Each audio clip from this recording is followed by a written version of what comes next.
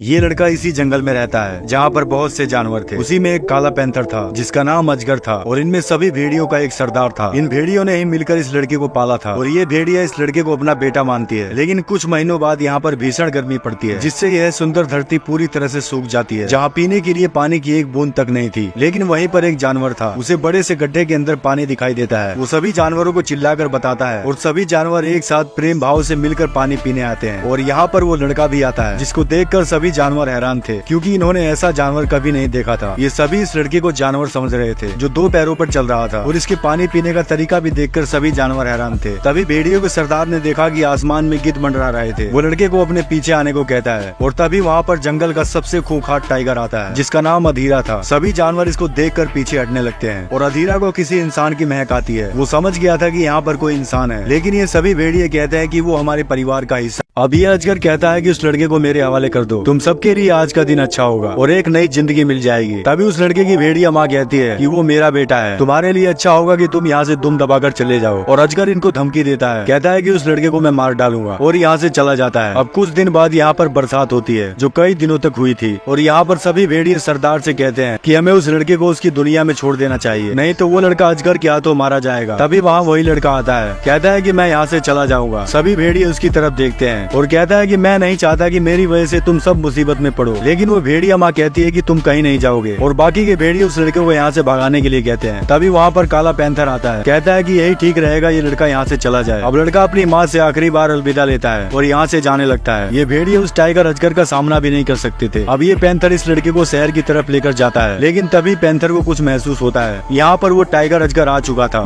अब बगीरा लड़के को घाटी की तरफ भागने को कहता है। तभी टाइगर उस पर अटैक करता है, लेकिन बगीरा टाइगर को लपेट लेता है और लड़का पूरी जान लगाकर यहाँ से भाग रहा था। बगीरा इस टाइगर का ज्यादा देर तक मुकाबला नहीं कर सकता था और टाइगर बगीरा को मार गिराता है। अब वो टाइगर लड़के का पीछा करता है। लड़के की जिंदगी पूरी तरह से खतरे में थी। टाइगर इसके बिल्कुल करीब आ चुका था, लेकिन तभी भैंसों की भगदड़ में टाइगर फंस जाता है और लड़का चट्टान से नीचे कूद जाता है। तभी वहाँ पर बहुत सारी भैंसों का झुंड आता है। लड़का खुद को भैंसों से बचाता है और ऊपर वही टाइगर लड़के को ढूंढ रहा था। तभी लड़का टाइगर की तरफ देखता है। टाइगर ने भी लड़के को देख लिया था, लेकिन तभी लड़का एक भैंस की सींग को पकड़ लेता है और भैंसों की भगदड़ की वजह से वो लड़का आज बच गया था। टाइगर बहुत ही ज्यादा गुस्से में था और अब वो टाइगर इन्हीं भेड़ियों के पास आता है। टाइगर भेड़ियों के सरदार के पास जाता है और बैठ जाता है। टाइगर कहता है कि मैंने उस दिन तुम सबको कहा था कि उस लड़के को मेरे हवाले कर दो, लेकिन भेड़ियों का सरदार कहता है कि वो यहाँ से जा चुका है, उससे हमारा अब कोई लेना देना नहीं है। सभी भेड़िए टाइगर को घूर रहे थे। तभी टाइगर खड़ा होता है और कहता है कि इसकी सजा बहुत ही घातक होगी। अब ये टाइगर भेड़ियों के सरदार की गर्दन को तोड़कर फेंक देता है। सभी भेड़िए बहुत ज्यादा डरे हुए थे। टाइगर ने इन भेड़ियों की जगह पर कब्जा कर लिया था। वो कहता है कि ये तो तुम्हारे साथ होना था, तुम सबने बहुत बड़ी गलती करी उस लड़के को यहाँ से भेजकर। और यहाँ पर वही लड़का एक भैंस के ऊपर लेटा हुआ था। वो भैंस चट्टान के किनारों से होकर गुजर रही थी। तभी लड़के को होश आता है। उसने देखा कि वो चट्टान खिसक रही थी जिससे सभी भैंसे बौखलाने लगती है। तभी लड़का वहाँ से नीचे कूद जाता है और पानी में जा गिरता है। लड़के ने एक सूखी लकड़ी को पकड़ा हुआ था। ये लड़का टाइगर से बच गया था। अब वो लड़का उसी लकड़ी के सहारे एक दूसरे जंगल में पहुंच जाता है जो बेहद ही डरावना जंगल था। रास्ते में लड़के को एक बड़े सांप की खाल मिलती है और आगे जाकर वो एक पेड़ पर फल देखता है। लड़का उस फल को तोड़ लेता है और बैठकर खाने लगता है। तभी वहाँ पर एक छोटा सा जानवर आता है। लड़का उस जानवर से बातें कर रहा था